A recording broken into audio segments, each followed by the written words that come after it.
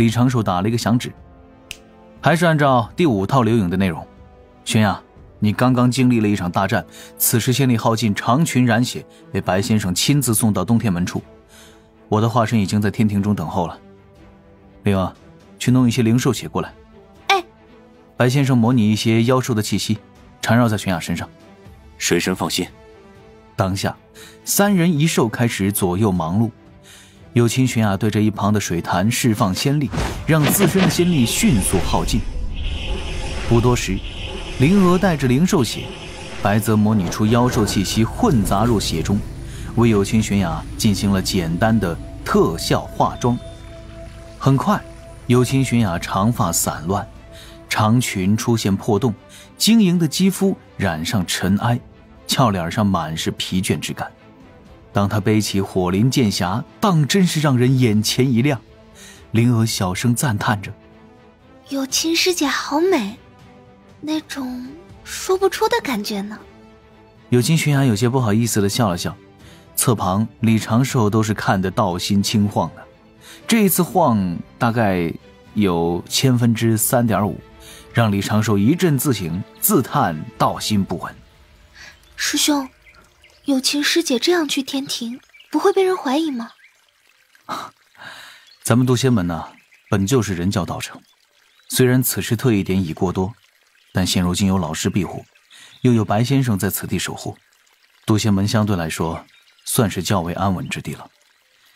而且此时大劫降临，推算占卜失效，玄雅稍后只要不提自身道成根脚，暴露的可能并不会太高。白泽在旁边笑着补充：“高明的算计往往需要考虑敌手知道多少讯息，而非自己知晓多少讯息。”灵娥顿时更为疑惑：“你驾云在空中俯瞰整个小琼峰，与你站在小琼峰湖边眺望小琼峰各处所能见到的情形一样？”“哦，明白了。”灵娥左手攥起小拳头，砸了一下右掌掌心。“师兄一说我就懂了。”某瑞兽撅了撅蹄子，轻哼了一声，随之一个很严肃的问题就摆在了这个临时团队面前。“师兄。”有情玄雅有些纠结地问：“我要装昏迷，被白泽前辈用仙力带着，还是要趴在白泽前辈背上？”化作上流瑞兽的白泽也道：“又或是我用嘴咬着他的剑柄？”“都试试，看看哪个效果最好吧。”随后有情悬崖躺在云上，白泽用仙力凝成绳索，拽着这一片云飞往了东天门。李长寿同时行动，更换了宣传短片，将经费燃烧的第5集提前放了出来，并将这一段宣传留影加入了天庭同镜直播系统循环播放。留影所显的是有情悬崖与数十名凶恶的妖族厮杀，每一招每一式都是英姿神勇，手中大剑所向无敌，开则化作道道流光，合则化作数丈长巨刃。每一幅画面中的有情悬崖都将自己的英武锐气，将女孩家的柔美强绝展露得淋漓尽致。毕竟当时拍了1个多月嘛。最后有情悬崖拄着大剑，脚步虚浮地走出尸山血海，无力地趴倒在地，而他的手指指向前方，勉强地抬起头来，眼底燃烧着希望的光芒。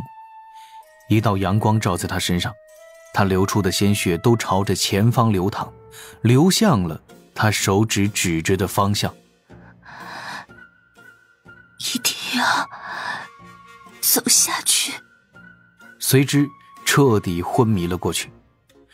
画面的最后是一片浅蓝色的水幕自天边飞来，伴着铃铛的响声，一只体态修长姿态优美的瑞兽踩着一圈圈七彩光晕缓缓飞来。此时昏迷的有情悬崖仿佛走出了流影，出现在了白云上，被白泽带到了东天门。白泽的身影刚出现在云路尽头，守门的众天兵天将就是精神一震。有一个天将拿着铜镜看了几眼，又抬头看向天边，仙师立刻就发现了白泽身后飘着的那名女仙，高呼一声：快通报明殿！有情悬崖进入天庭的过程算是十分的顺利，毕竟有白泽的名头在，又有李长寿提前造势，且白泽停在东天门外，将有秦玄雅放在天门时，还特意说了一句：水神大人要找的天将已送到此处。白泽言罢就潇洒而去。有秦玄雅浑身被七彩霞光包裹，静静躺在云中，怀中抱着自己的大剑。不少仙神闻讯而来，李长寿也自水神府出发，驾云赶来东天门，当着众天兵天将和众仙神的面，将有秦玄雅带回了水神府内。龙吉闻讯而来，送来了疗伤丹药。木工闻讯而来，问李长寿这是发生了何事，言说玉帝陛下稍后要召见这位为除妖奔波的仙子。便装闻讯而来，被敖乙敲昏了，扔回了天河之中泡澡。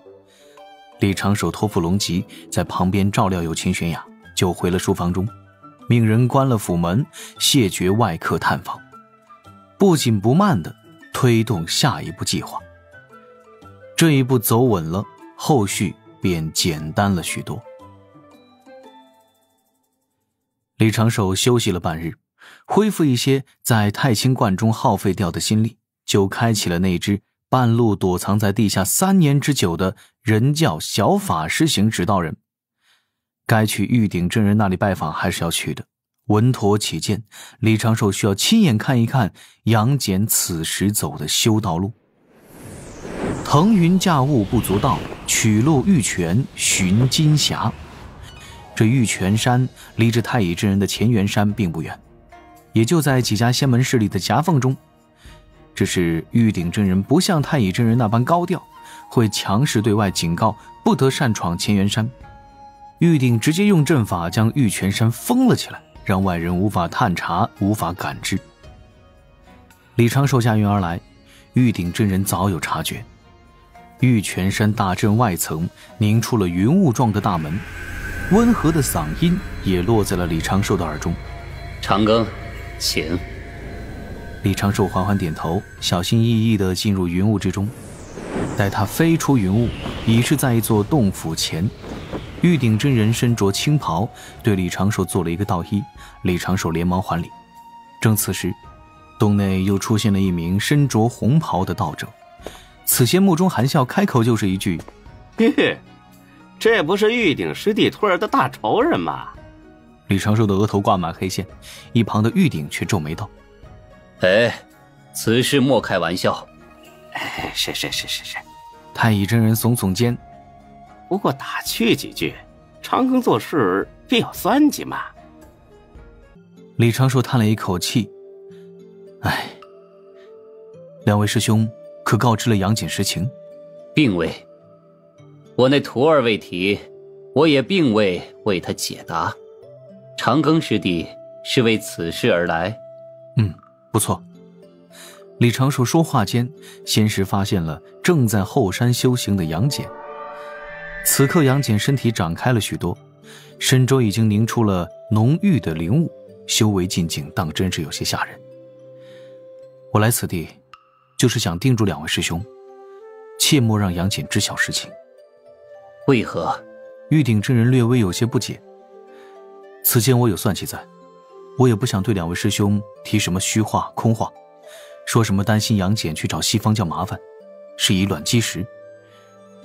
我的目的是想为天庭培养一员猛将。李长寿的目光坦坦荡荡，那西方圣人算计此事，是为让阐教与天庭对立。我已有充分的准备，可以化解这一份仇怨，不会让杨戬被西方所利用。杨戬本是玉帝陛下的外甥，天命所归，必会成为天庭一员神将。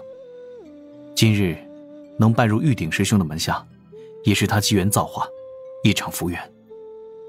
太乙真人恍然道：你是想让杨戬靠执念修行？不错。李长寿看向玉鼎真人，笑道：师兄可查过那8九玄功与杨戬相性如何？玉鼎真人思索一二，吐出一句：完美契合。有8九玄功，再有玉鼎师兄所传道法，杨戬他日之成就定不可限量。但大劫近在眼前，咱们无法等太久。杨戬拜入阐教，本身已在劫中，若他能在大劫正式发动前得天庭封赏，此事既顺理成章，也合乎情理，更能让他躲避大劫灾祸。玉鼎真人缓声道：长庚所言我已明了，稍后自不会对他提及身世。太乙真人在旁边嘀咕：怎么感觉理都被长庚你给占了？理后有德，道后存德。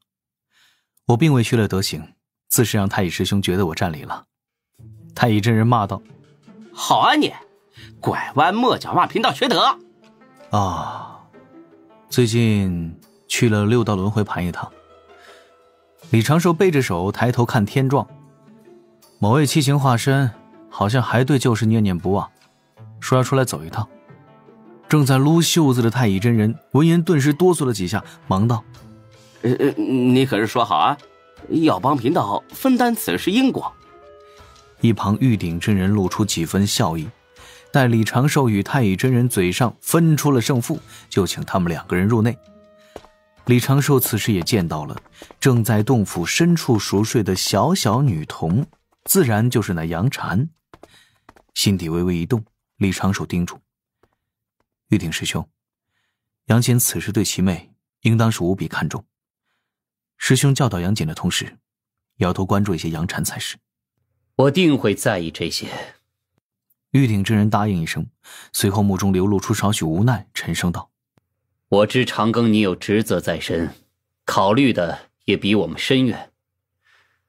不管如何，杨戬遭遇事变时终究只是个孩童，若他今后有言语冒犯，还请你多多担待。这其中算计错综复杂，杨戬终究不过是一枚棋子。啊，师兄放心，我定会尽力护杨戬周全。不得不说呀，这位玉鼎真人当真是值得一教的高人。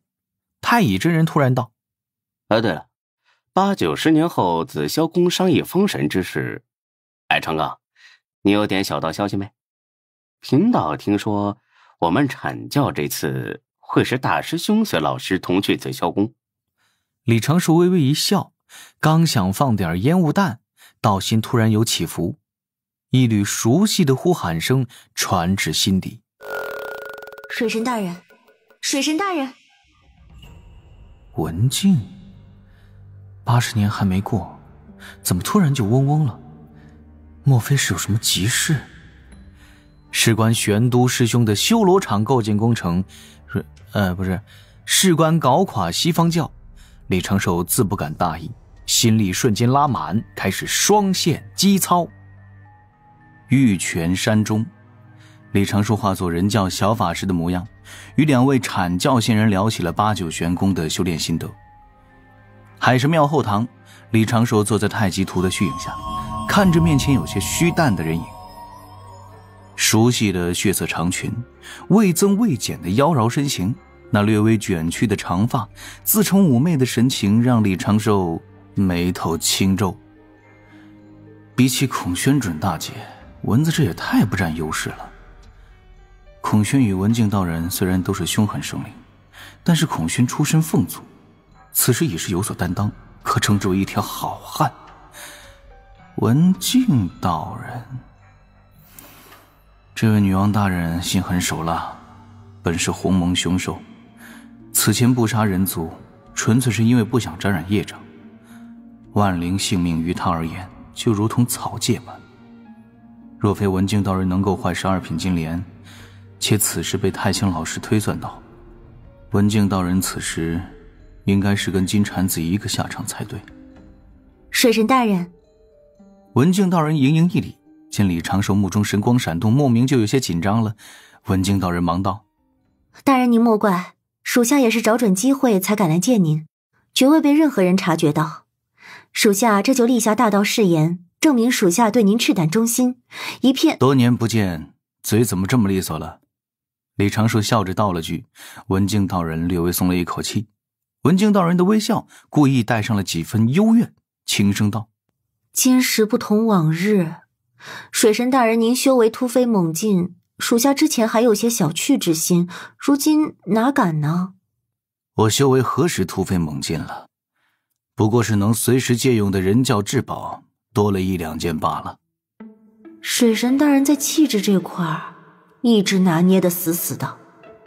李长寿抬手点了一下侧旁的座椅，示意文静道人入座交谈，主动问询：今日你冒险前来，可是有什么要事？